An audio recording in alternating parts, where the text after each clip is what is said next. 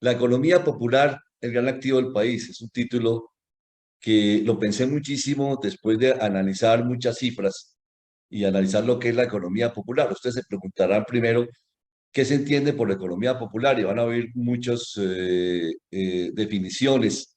Cada país latinoamericano tiene una definición distinta, la OIT tiene una definición diferente, pero podríamos decir que la economía popular es la economía de las personas que trabajan de manera autónoma, independiente.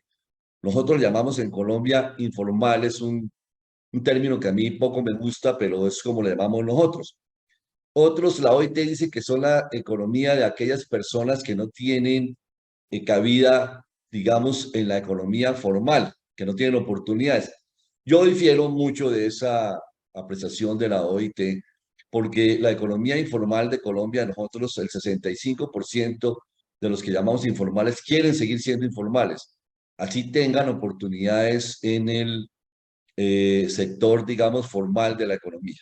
Entonces, esa definición son un poco sesgadas, pero realmente es esa economía que nosotros ya lo llamamos de alguna manera informal y que también inician con los negocios y en Colombia son negocios que poco a poco van creciendo y se componen de 1 a 3 personas. Hay otros países y vamos a ver, seguramente aquí en Colombia tendremos que hacer un cambio sobre ese tema y será de 1 a 5 personas. Pero bueno, vamos a ver cómo podemos transformar el país a través de la economía, de la economía popular. Vamos a ver qué pasó acá. Se quedó la... Bueno, ya ahora están viendo. Bueno, primero tenemos que hablar lo siguiente. Nosotros vivimos en un mundo de mucha riqueza. Dios nos dio un mundo que tiene mucha riqueza y mucha inteligencia. Eh, las cifras así lo demuestran, la riqueza que tiene el mundo. Aquí tenemos, por ejemplo, el Producto Interno Bruto del mundo. Es de 102 trillones de dólares. Es un Producto Interno Bruto muy grande. Solamente la producción, ahí no estamos hablando de los activos que tiene el mundo. Estados Unidos es el país por Producto Interno Bruto más grande del mundo. Tiene 24.7 trillones, China tiene 18 puntos. Ahí tenemos a Colombia, 319.000 billones de dólares.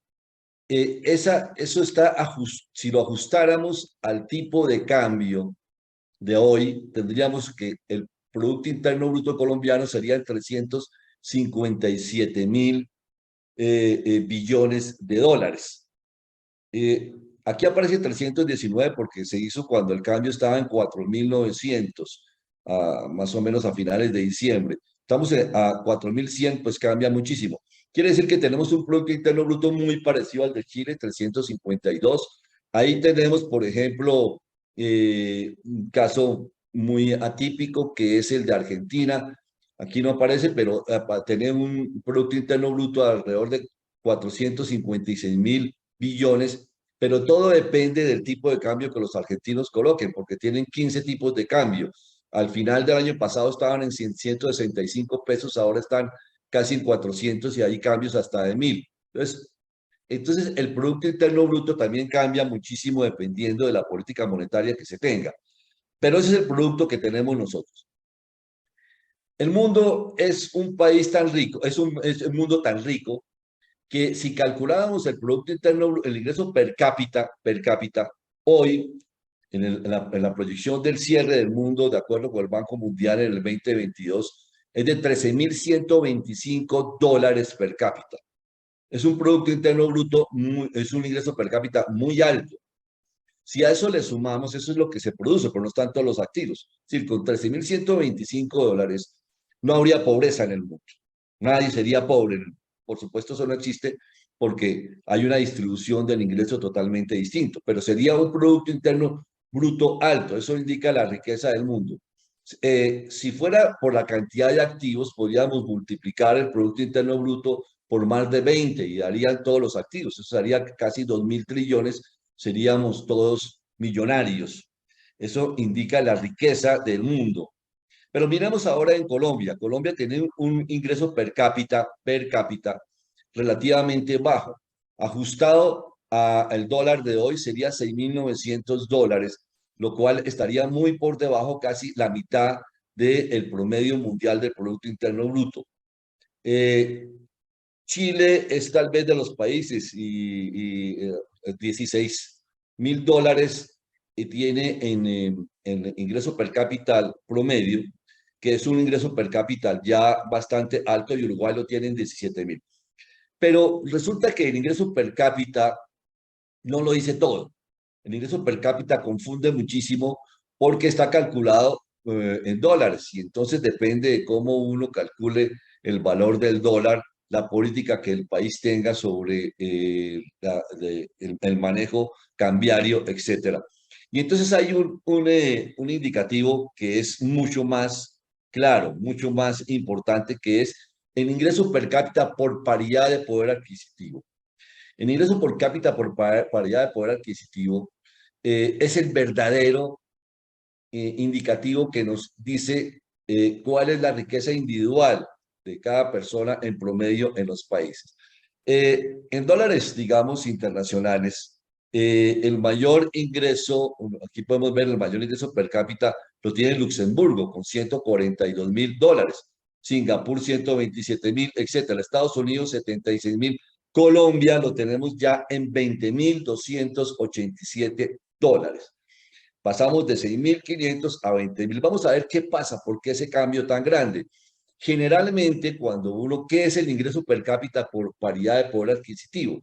Simplemente, para tener un resumen, si yo a cada uno de ustedes les doy $100, ¿usted qué compra con $100 de productos básicos en Nueva York y qué compra con $100 de productos básicos en Colombia?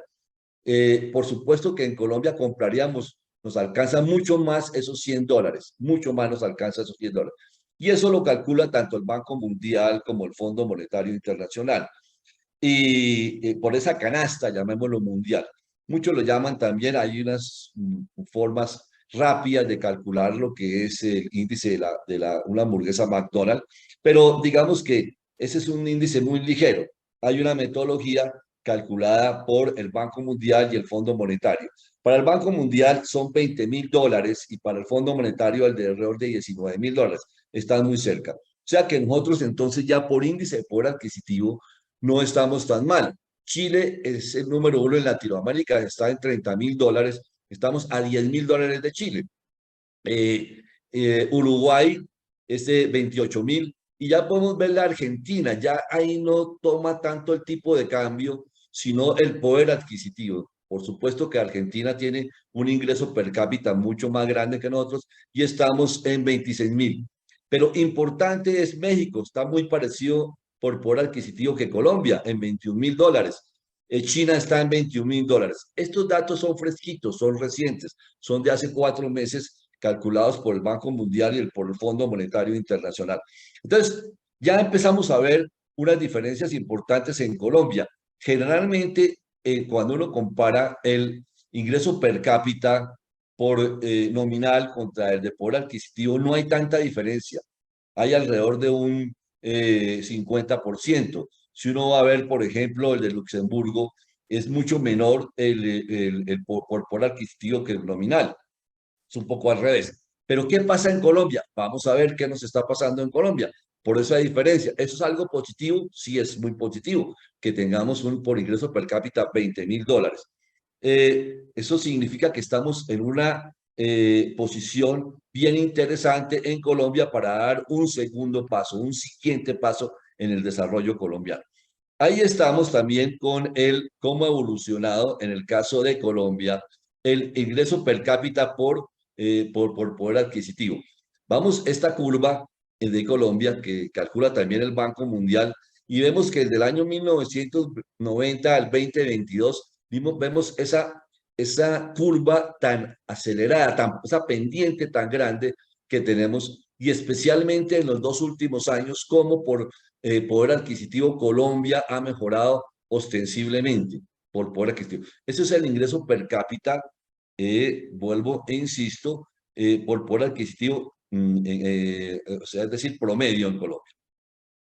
Sin embargo, quedémonos ahí en un momento con esa cifra, y veamos otro índice muy importante en Colombia, que es el índice de, digamos, de Gini, el indicador de Gini. El indicador de Gini es un índice que nos indica el grado, digamos, de la distribución del ingreso, qué tan equitativo es la distribución del ingreso en un país. Ese índice, como ustedes saben, va de 1 a, de 0 a 1.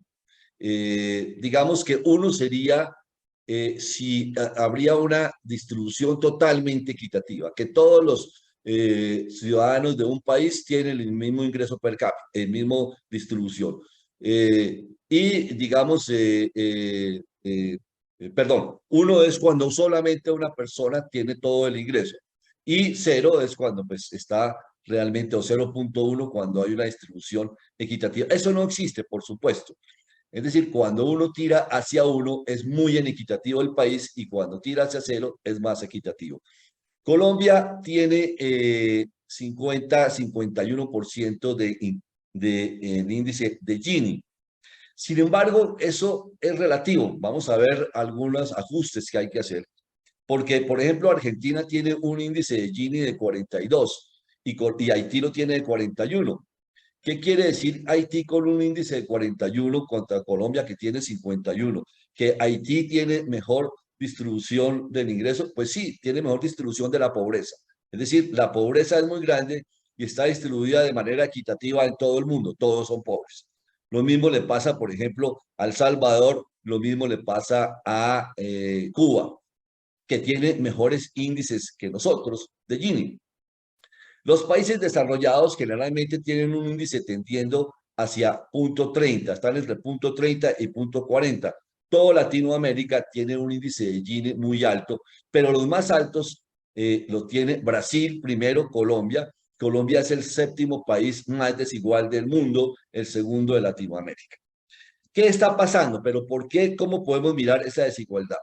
Esa desigualdad, el índice de Gini, y ahí muy importante en Colombia, tenemos que mirarlo antes y después de impuestos para ver si cómo es la distribución del ingreso antes y después de impuestos.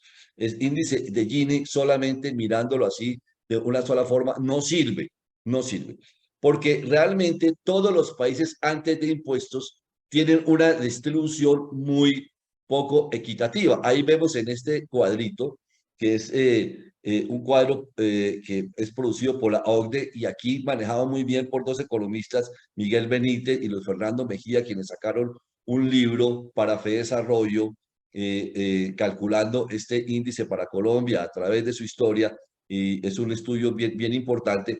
Pero aquí vemos en la parte donde están las flechitas, son los índices de Gini de los países antes de impuestos, antes de impuestos. Ahí vemos, por ejemplo, que Irlanda tiene un índice muy parecido antes de impuestos al de Colombia. Tiene un índice muy parecido al de impuestos antes de Colombia. ¿Va? Eh, eh, Más o menos está en punto 52 y punto 55. Y todos los países que en general lo tienen por encima de punto 35. Todos los países tienen un índice de Gini desigual antes de impuestos. Pero después de impuestos, que ya son las bolitas azules, ya vemos que se distribuye mejor. Entonces, es el Estado quien hace una distribución más igualitaria. ¿Cómo? Pues recibiendo, teniendo ingresos y distribuyéndolos bien. Curiosamente, Colombia, después y antes de impuestos, casi tiene el mismo índice de Gini. Estos economistas, Benítez y Luis Fernando, ajustaron esto porque este cuadro es del 2017. Y ya lo ajustaron para el año pasado y se dieron cuenta que el índice de Gini de Colombia antes de impuestos es de 0,55 y después de impuestos es 0,51. Es decir, solamente disminuye 4, cuando en el mundo entero ese índice puede estar disminuyendo, como es el caso de Irlanda, que baja de 0,55 a casi 0,25. Es decir, el Estado hace una muy buena distribución de ingresos. Entonces, ese es el primer cuestionamiento que tenemos nosotros.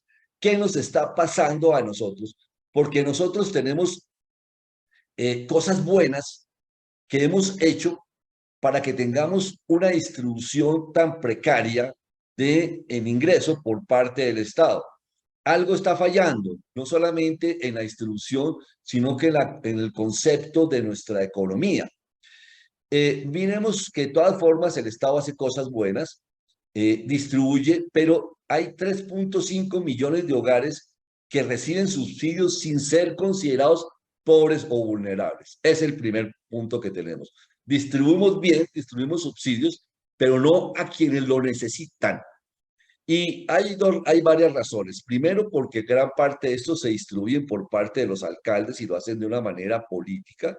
Y en segundo lugar, porque los ciudadanos hacen trampa y hay en las listas que hay de vulnerabilidad o las listas de pobres, pues no coinciden, ya hay muchas. Y si uno va a ver, le ha tocado a Planeación Nacional que mirar cómo unifica esas listas que tenemos nosotros. Nosotros, el país, más o menos en subsidios totales, da alrededor del 34% de su presupuesto. Y eso equivale alrededor de entre el 9 y el 10% del Producto Interno Bruto.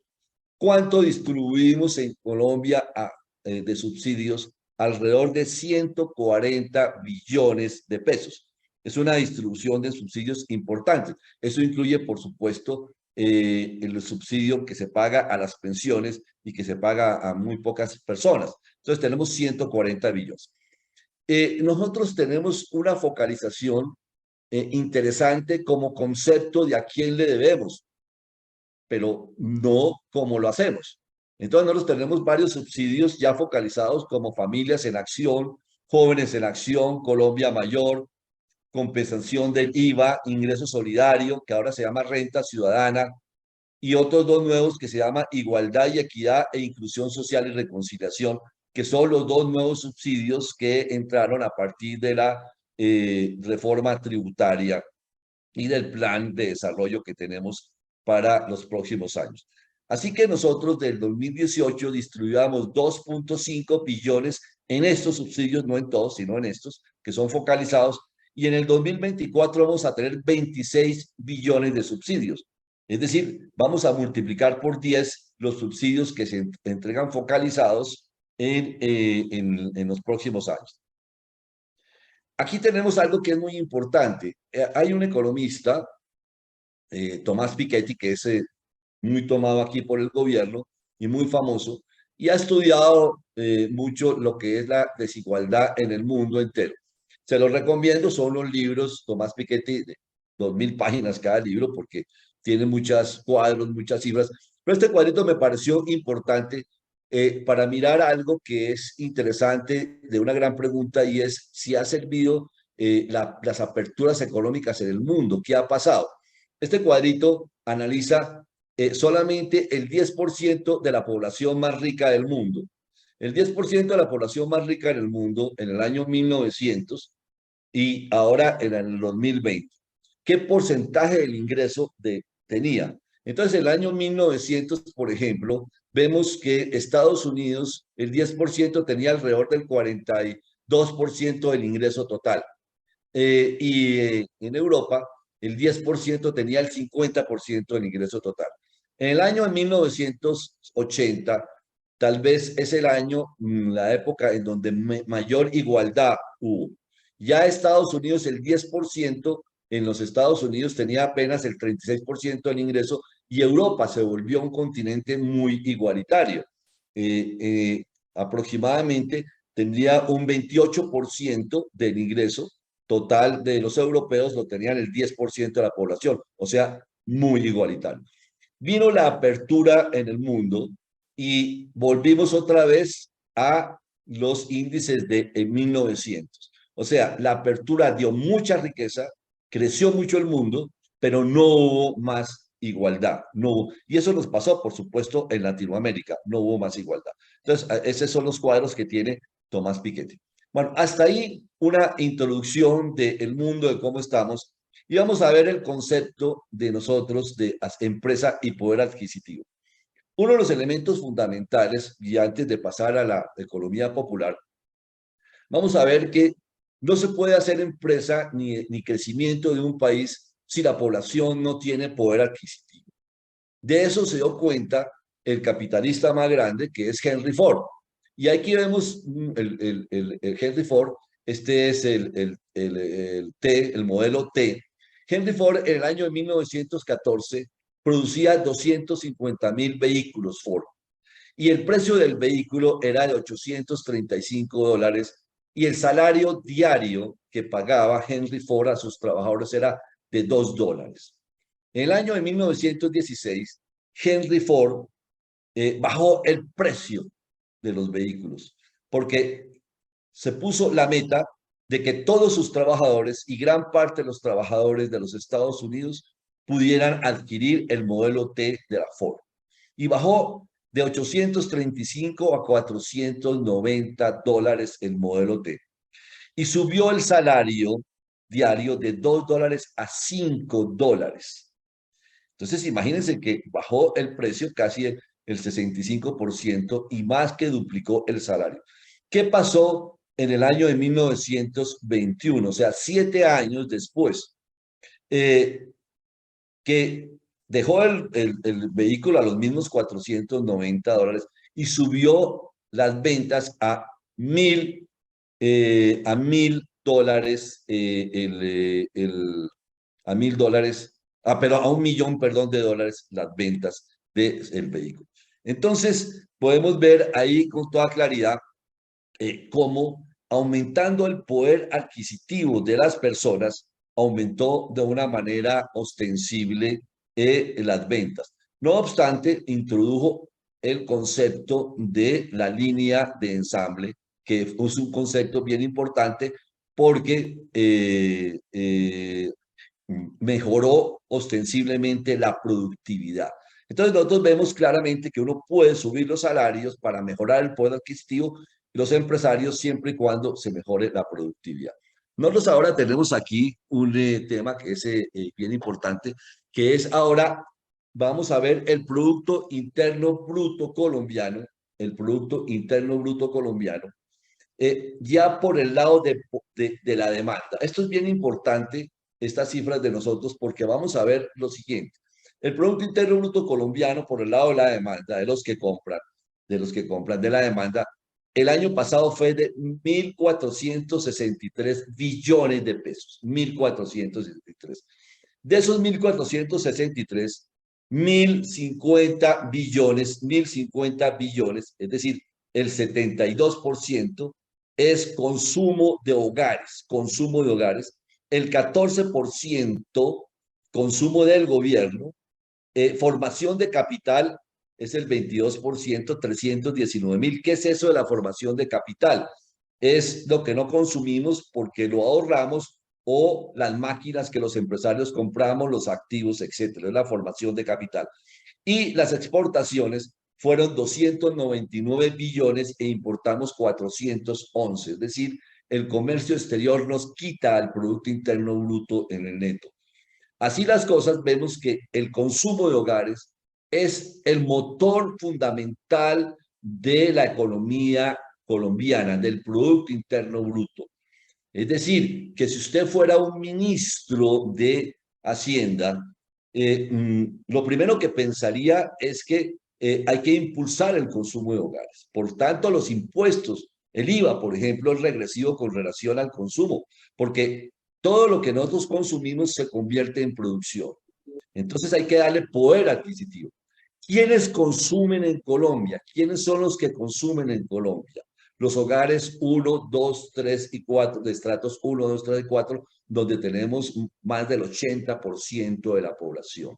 Ahí es muy importante, el 80% de la población es el consumo de hogar.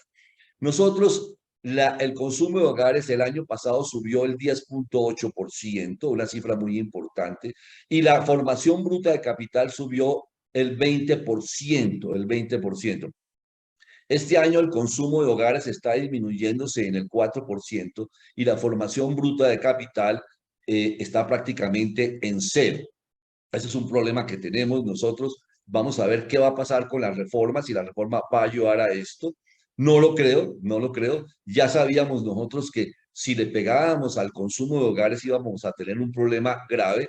y pues hay que decirle al ministro que falló un poco en eso al haber colocado impuestos de IVA a ciertos productos de la canasta familiar. Pero bueno, ese es otro tema que ya más adelante podremos mirar. Nosotros, en el año, me pareció muy importante este cuadro de apoyo al empleo formal, digamos, en la época de la pandemia. Nosotros ayudamos a rescatar 4.150 millones, rescató el gobierno de empleos y dio 6.840.000 pesos en subsidios otorgados. ¿Qué pasó? Esos subsidios otorgados se otorgaron a la microempresa 864.000 millones, así a la pequeña 1.400.000, 893, a la grande 2.301. ¿Qué pasó con esos subsidios? Ayudaron a mantener el empleo correcto, a crecer el empleo, sí, pero no fueron otorgados suficientemente a lo que son la economía popular. No llegaron suficientemente, digamos, a la economía, digamos, de esas personas que tienen un empleo, dos empleos, tres empleos que generan, que son la economía popular. Y por eso, aun cuando crecimos nosotros, aun cuando nos ayudó a conservar el empleo, casi hay un estallido social. Uno se preguntará por qué ese estallido social hubo. Ese estallido social fue por eso, porque no llegaban los subsidios a, a la economía popular, no llegó. Entonces, sirvió para las grandes empresas todas tuvieron en el año 20 y 21 muy buenas utilidades. Se llegaron ciertos subsidios para las poblaciones, para las familias, que eso mitigó el estallido social, pero hay como a unos 15 millones de personas que son las que trabajan en la economía popular no les llegó ese subsidio y por eso casi hubo un estallido social. Lo mitigaron los subsidios de familias en acción, la renta familiar, etcétera, etcétera. Cuando uno mira la producción, el consumo, que es el consumo de hogares, tiene que ver quién produce. ¿Quiénes son los que producen en Colombia? Colombia es un país de empresarios. Es el país que tiene mayor en Latinoamérica empresas per cápita en toda Latinoamérica y de las primeras del mundo. Pero uno dice, son empresas pequeñitas. Sí, nosotros tenemos 5.704.000 empresas de acuerdo con las cifras del DANE. 1.806.000 son actividades unipersonales, profesionales, el 32%. Comercio, que también son actividades de una a tres personas, el 20%, así sucesivamente tenemos. Entonces, lo primero que tenemos que decir es que somos un país de empresarios. Está en nuestro ADN el emprendimiento, el emprendimiento. Pero, ¿qué tipo de empresas son las que hacen esa producción del producto, de la demanda de nosotros para suplir la demanda? Empresas unipersonales y pequeñas empresas son el 95.3%, que son empresas de una a tres personas. Pequeñas empresas que son de 2 a 5 personas, 3.5%. Medianas el 0.9% y gran empresa el 0.33%. Entonces, ¿qué quiere decir eso? Que nuestro ADN está conformado por consumo de hogares, ADN económico, por consumo de hogares que consumen el 72%, contribuyen al Producto Interno Bruto con su consumo al 72%, y el 98,5% lo producen pequeñas y medianas empresas. Ahora, la gran empresa en producción, digamos, no quiere decir que todo esto lo produzcan, digamos, estas pequeñas empresas. La gran empresa también produce bastante, bastante, pero en cantidad de empresas, la gran cantidad de empresas que tenemos nosotros son las pequeñas y medianas empresas. Y eso es lo fundamental de la economía popular, de la economía popular. Miremos el empleo. La población ocupada en Colombia es de 21.492.000 personas, datos a enero del 2023. Ahora ha cambiado, ha subido un poco, pero son 21.000. De esos 21 millones, perdón, 492 millones de personas, 12 millones son población informal. Son población que está ocupada, pero no en empleos formales. Son empleos informales. Informales. Es decir, tenemos el 55.8% de la población ocupada son empleos informales. Son empleos informales. Tenemos 3.413.000 de población desocupada, es decir, que tenemos una desempleo del 13.6% de la tasa de desempleo. Sin embargo, hay una población fuera de la fuerza laboral. Son los estudiantes, amas de casa, pero muchas personas que están en la fuerza que pueden estar ocupadas y que están desocupadas, o que tienen unos trabajos que no están registrados dentro de la población ocupada. Esos son 14.387.000 personas que tenemos nosotros. ¿Qué significa todo esto? Eso son el 45%. O sea, fuera de la fuerza laboral tenemos 45% y población informal tenemos 12 millones de habitantes. Es decir, que nosotros el empleo formal de la gran empresa, la gran industria, de las empresas medianas, generan en 9.5 millones de empleos. 9.5 millones de empleos. Así las cosas, Acopi dio unos datos en la prensa ayer muy importantes, Rosmel y Quintero. Ellos tienen unas cifras muy parecidas, pero Acopi es un gremio muy serio en sus cifras, muy juicioso. Y ellos hablan de que son 13 millones de personas en la informalidad. Nosotros estamos hablando de 12 millones. Acopi habla de 13 millones según las cuentas. Y de esos 13 millones, 6 millones son de economía popular, es decir, 2.3 empleos en promedio, lo llaman ellos economía popular. Y 7 millones lo llaman ellos de microempresas, o sea que son empresas que tienen entre 3 y 5 personas trabajando. Calcular cuántas personas están en la economía popular y cuánto produce la economía popular no es un tema fácil. Se está haciendo por parte de el gobierno, ya vamos a hablar un poco más adelante de eso. Pero digamos de las personas que están inactivas, que son 16 millones para el gobierno, esto era en el año 2020, ahora estamos hablando de alrededor de al diciembre 31 del 2023, perdón, del 2022, eran alrededor de 15 millones. Pero para esto que tenemos, que son las últimas cifras que tiene el DANE con este cuadrito, tenemos que era jefe de hogares 3.800.000, parejas de los esposos 3.800.000, y nietos 5.800.000, etcétera, pero había 16.278. De esos 16.278, se cree que 8.645.000 personas pues no están realmente inactivas, tienen trabajos.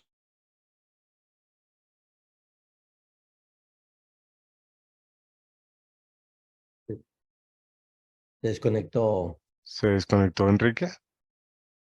Sí. Nos dejó con la mano. Sí, justo en el momento más. Muy valioso. Voy a escribirlo. Ah, claro.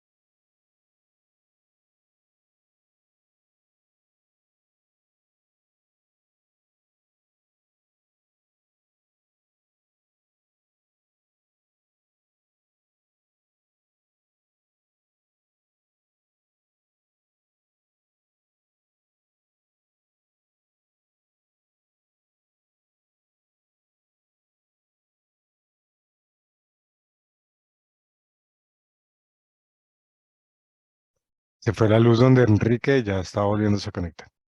Pues, pedimos disculpas. Pero conste que no está aquí en Barranquilla porque aquí no se ha ido la luz. Así que echen culpa a otras regiones.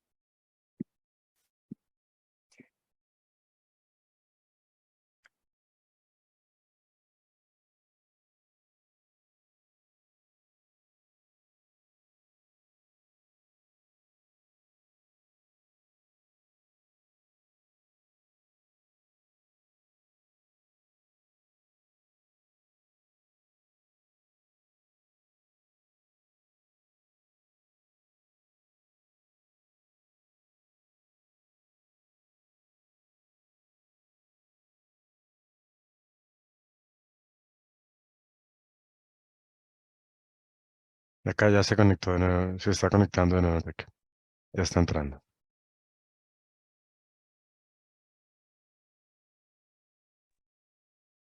Bueno, me disculpan todos, ya regresé, se fue la luz aquí en la oficina y hasta que entró la planta de nuevo a operar. Pero bueno, ya estamos acá. Me dicen ustedes si ya están viendo la presentación de nuevo. Sí. Ok, gracias.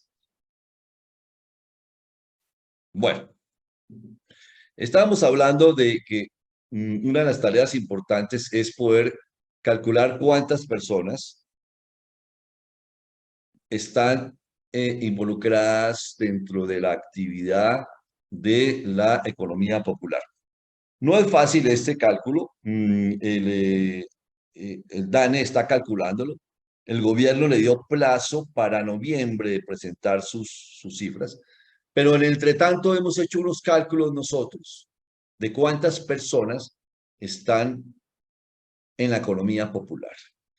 Estas cifras las irá a, a revisar o las cifras a presentar de manera oficial el DANE, porque hay que ver si el DANE va a incluir dentro de la economía popular las empresas que tienen de 3 a 5 personas o no. De todas maneras, tenemos lo siguiente: población de economía popular dentro de la informalidad. Hay 6 millones según digamos, la pequeña y mediana empresa, según los MERI. Población economía popular dentro de la población en economía inactiva, según el gobierno, 8.645.000. Es decir, que la población económicamente de economía popular puede ser de unos 14.685.000 personas, alrededor de 15 millones. Y si le sumáramos, que no sabemos si lo hará el gobierno, la microempresa, que es entre 3 y 5 trabajadores, daría 7 millones, para un total de 21.685.000 personas en Colombia que estarían en la economía popular.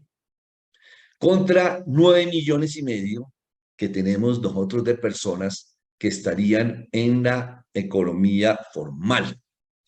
Entonces, claro que ahí es donde me imagino que esas son las declaraciones de la ministra, en donde dice que la economía formal no puede sentirse la última Coca-Cola del desierto.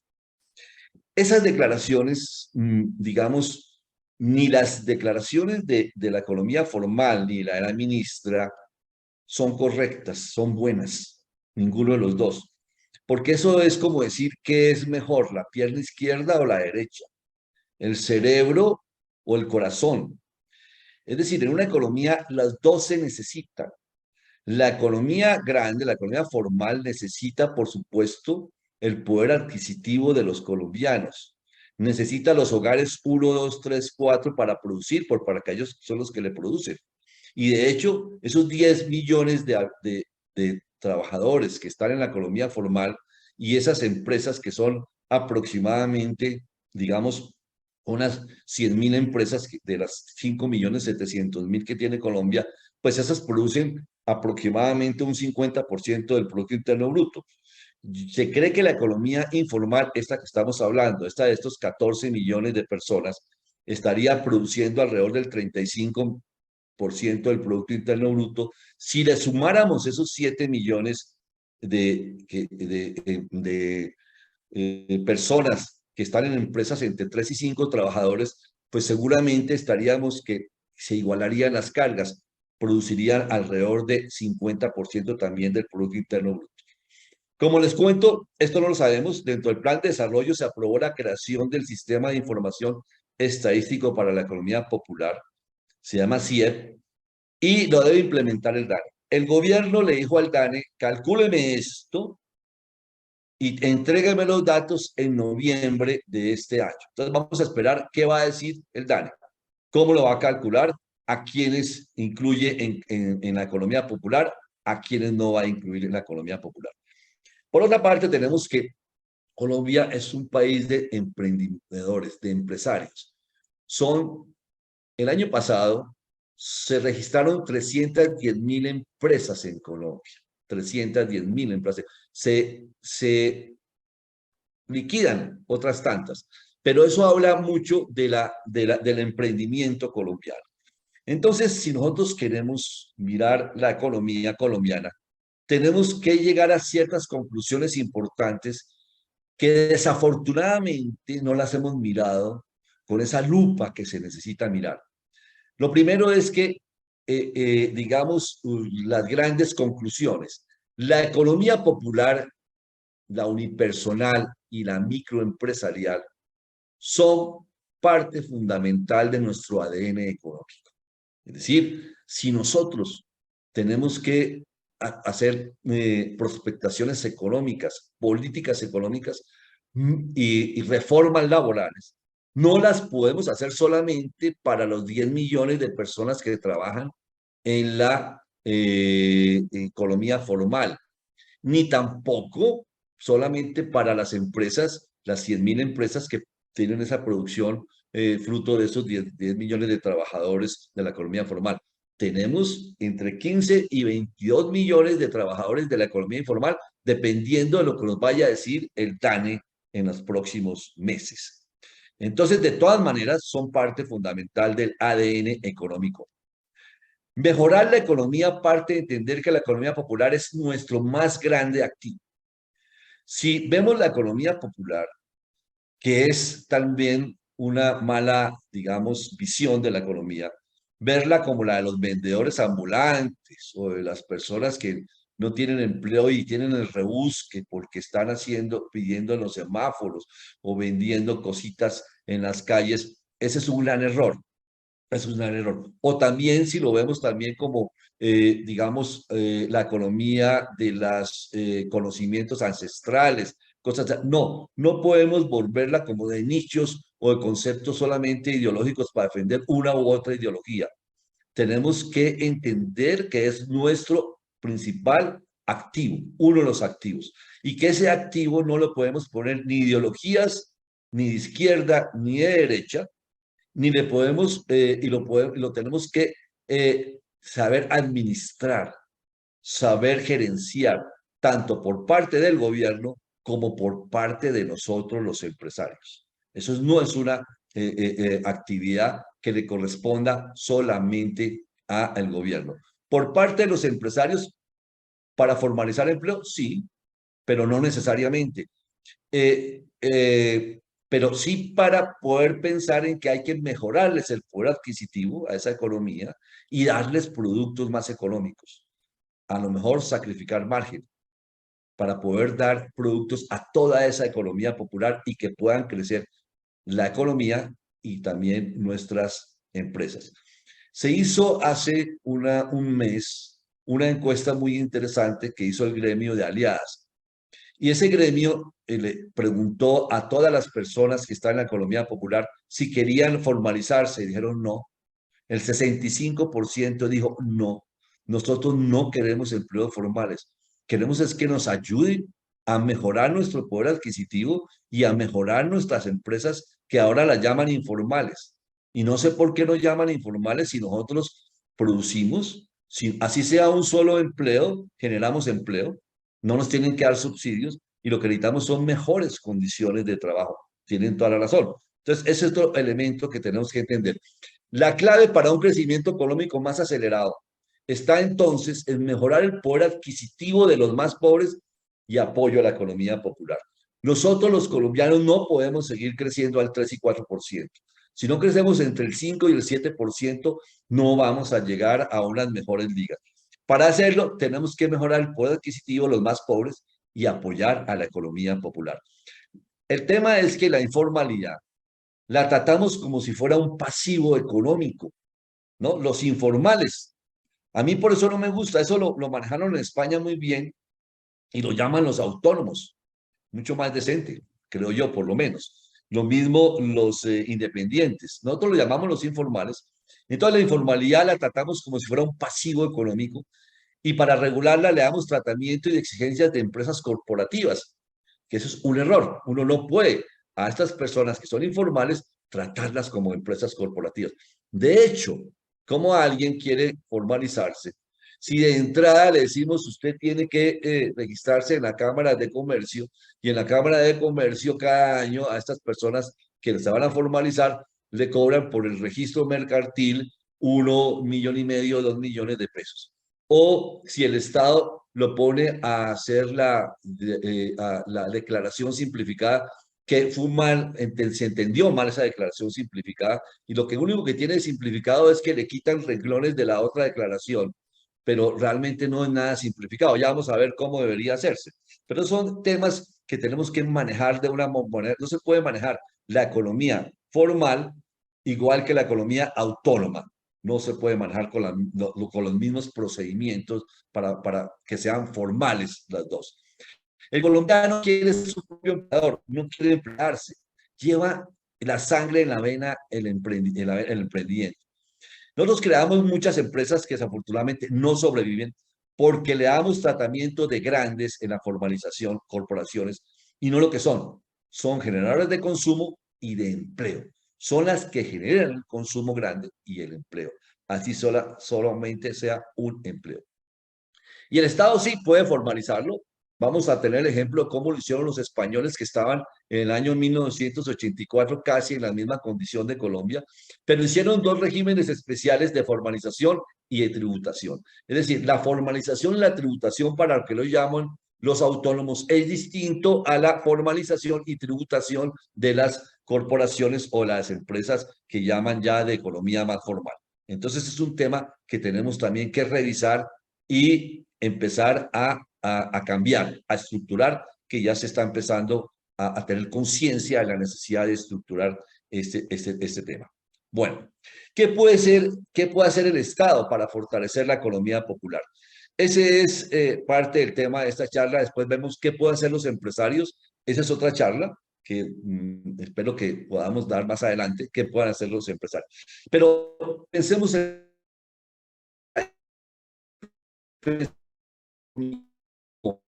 una liga, así estadio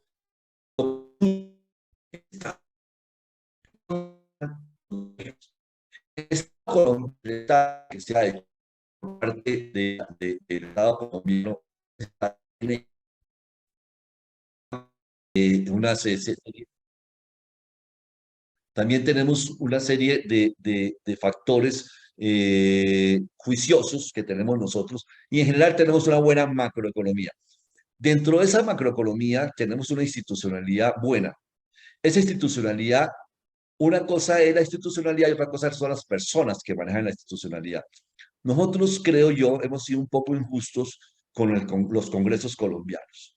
Los congresos colombianos han hecho una labor buena para crear una institucionalidad buena de la macroeconomía del país. No lo hemos agradecido suficientemente y creo que es hora de agradecer lo que los congresos han hecho. Por más que creamos que hay corrupción, sí la hay, pero en esencia han creado un buen estadio. Lo que pasa es que ese estadio necesita ligas para que se hagan buenos partidos. Y las dos ligas más importantes, y esas ligas se llaman la microeconomía.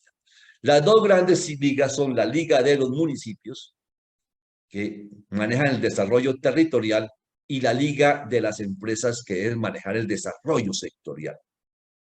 Y ahí tenemos deficiencias nosotros graves en el sector empresarial, y muy graves, diría yo, porque estamos dejándole el manejo del sectorial a los ministerios y que los ministros y el gobierno nos diga qué deben hacer los textileros o qué deben hacer los arroceros o qué deben hacer los que producen bienes y servicios tangibles o intangibles, y ponemos en manos de los gobiernos los desarrollos y las prospecciones sectoriales, cuando debe ser función de nosotros, función incluso de los gremios.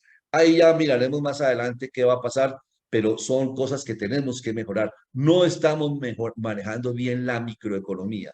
Y entonces nos pasa como cuando hay un partido, cuando hay ligas de fútbol. Podemos tener el mejor estadio, pero si las ligas no están trabajando bien, pues no tenemos un buen espectáculo. ¿Y qué ligas están trabajando de manera deficiente? La liga de los municipios, y no tan eficientemente la liga de los gremios de la producción en Colombia.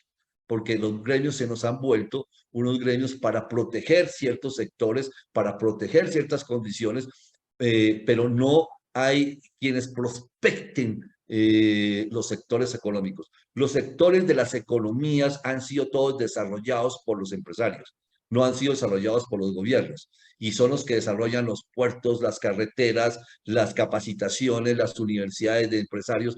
Ahí nos falta mucho, mucho por hacer. Por eso tenemos esas deficiencias tan importantes nosotros en el crecimiento de las empresas, porque ya miraremos más adelante ese tema. No es de esta conferencia. Enrique, son las 8, Okay. entonces que usualmente Entonces voy a conversaciones... cerrar en 5 minutos, si Dale. quieres, 5 minutos para cerrar. En los municipios hay algo que es bien importante acá, y es en la parte de los municipios. ProPacífico, en una conferencia que dictó la semana pasada, miró los cumplimientos de índice de desarrollo sostenible municipal en Colombia, y nosotros vemos que de acuerdo con la ODS, los 17 factores que tiene la ODS, y tenemos solamente 4 de los 1.122 municipios, 4 municipios sobresalientes. 613 más o menos estamos en la parte media, y la parte baja y crítica tenemos muchos municipios. De esa parte del desarrollo de los municipios, tenemos que los más afectados son los municipios rurales. Los municipios rurales son digamos, donde tenemos más poco desarrollo, no tanto como los municipios digamos, aquí está, como los municipios que son no rurales. De los municipios rurales tenemos, total de los municipios rurales, tenemos 238 que están en una situación crítica. Eso es para que lo podamos mirar. ¿Esto qué nos indica, estos cuadritos? Simplemente que hay una deficiencia muy grande en unos municipios que hacen las cosas muy bien y otros que hacen las cosas muy mal. Y no es solamente por recursos, es por un tema de administración municipal, que tenemos un problema ahí en la administración municipal. Un tema importantísimo para cerrar, porque ya miraremos, es el sistema de tributación y de formalización de la economía popular. El tema que tenemos no sirve para desarrollar la economía popular, para la estabilidad, el sistema tributario que tenemos.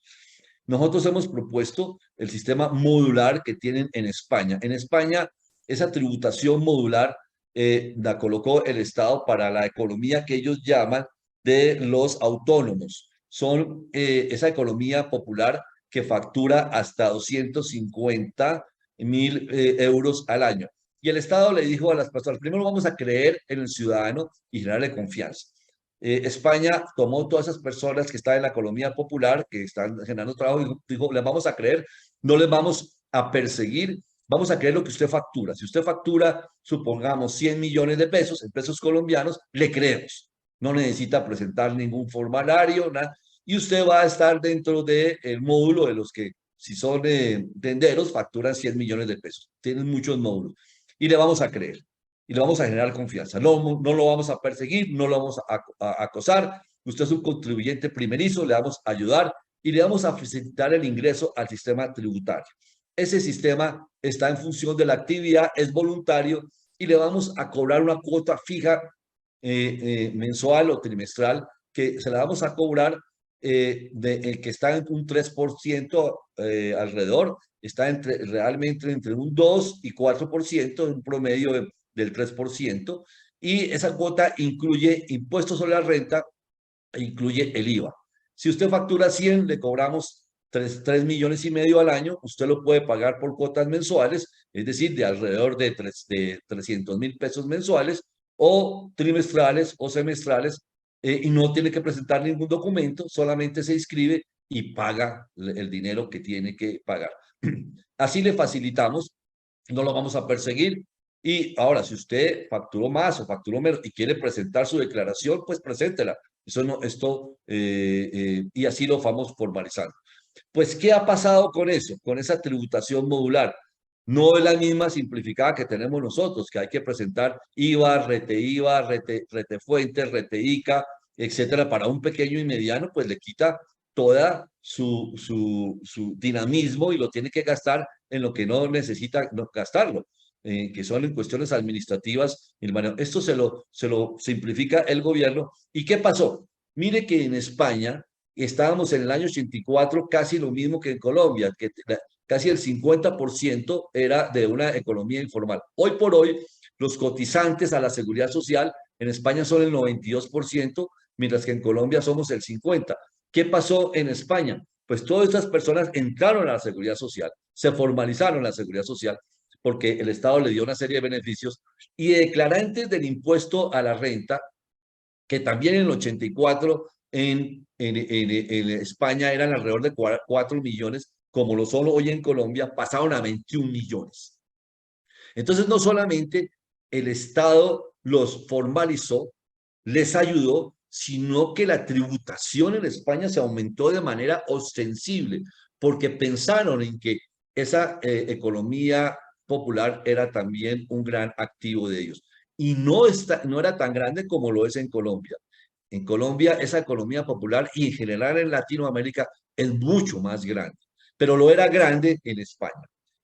Vamos a terminar acá por efectos del tiempo, porque también los españoles hicieron otras cosas adicionales, como en la parte de la innovación, cómo le ayudan a las empresas a innovar, en la parte de facilitar el manejo con los ERP, con los sistemas contables a las empresas, que también son sistemas que en Colombia la administración de una compañía ya mediana, microempresa, puede costar el 9, el 10%, en España no pasa del 2%, pero es por un sistema contable y operacional que ya lo veremos más adelante, y también con las sociedades agrícolas de transformación en el sector agrícola, que copiaron de alguna forma la experiencia de la Federación Nacional de Cafeteros, pero lo volvieron un tipo de sociedad, un tipo jurídico de sociedad que la llaman las sociedades agrícolas de transformación.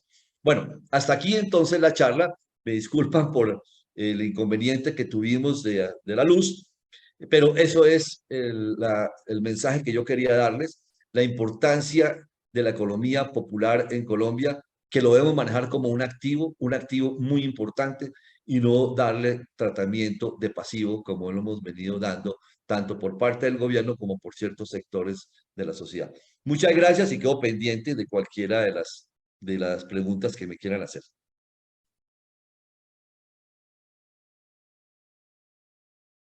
¿Aló?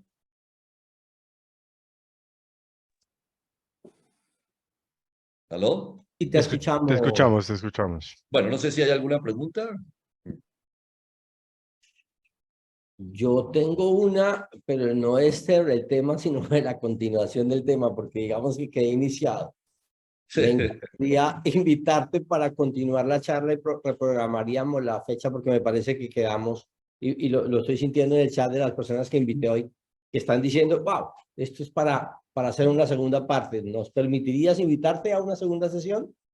No, claro, pues con muchísimo gusto. Es muy importante, sí, porque esto de la economía popular, pues es un mundo que tenemos que programar y reprogramar, no solamente por el gobierno. Y entonces, con muchísimo gusto. El gobierno está haciendo algunas cosas que me parecen importantes, pero no suficientes, y hay que encauzarla. Y también los empresarios tenemos que hacer muchas cosas para ese tema de la economía popular. Con Entonces, mucho gusto. te estaremos comprometiendo e informando a nuestra base de amigos del foro y de los invitados que cada día nos acompañan más. Carlos, Carlos. Los comentarios en el chat son realmente positivos. Enrique, muchas gracias. Una visión de un empresario de un tema que realmente no estamos viendo, pues te agradezco. Te expreso también el agradecimiento de Gustavo, que estaba hoy en Ecuador, pero me pidió que te diera el agradecimiento y a todos los presentes. En verdad ha sido una sesión realmente valiosa. Ok, bueno, perfecto. Muchas gracias a todos ustedes y bueno, estaré pendiente de cuando se haga la nueva conferencia, la nueva charla, llamémosla así, más que conferencia, una charla, porque yo creo que estos son temas más para que compartamos, discutamos entre nosotros y porque todos somos empresarios y la visión de todos es muy importante, no es una, yo digo, charlas más que conferencias, ¿no? Como la tienen ustedes previsto además.